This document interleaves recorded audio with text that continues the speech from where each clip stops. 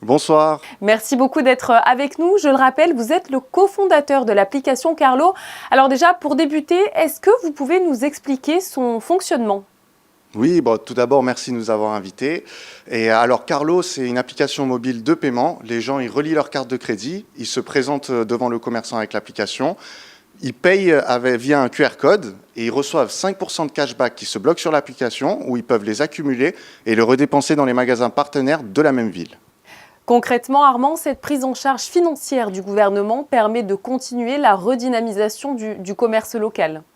Exactement, ça nous a permis d'augmenter considérablement le nombre de commerces, mais aussi de toucher différentes catégories. Ça va du service à la vente de produits.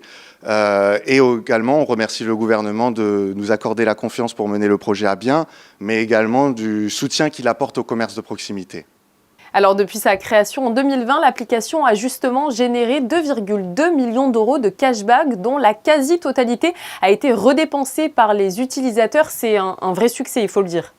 Exactement, ça permet vraiment de dynamiser l'économie dans la mesure où ils reçoivent de l'argent qui se bloque sur l'application et qui est à utiliser. Donc, du coup, ils vont plutôt privilégier les commerces monégasques plutôt qu'aller ailleurs que Monaco.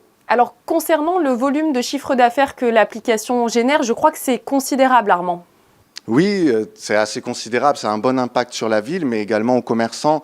Je pense que ça attire pas mal de clientèle à n'importe quel commerçant et ça lui permet de générer un bon chiffre d'affaires de côté, en plus que les cartes de crédit et les espèces qui sont utilisées. On aimerait devenir un moyen de paiement privilégié à Monaco et que les consommateurs monégasques s'y habituent clairement parce qu'on est là sur le long terme. Alors pour être très concret, combien d'utilisateurs aujourd'hui utilisent l'application? Et une autre notion importante, est-ce que ces utilisateurs sont fidèles, c'est-à-dire utilisent-ils régulièrement l'application? Oui, on a à peu près 32 000 utilisateurs aujourd'hui et il y a plus d'un tiers qui l'utilisent chaque mois. Donc on a des transactions régulières. Aujourd'hui, on a plus de 1000 transactions par jour.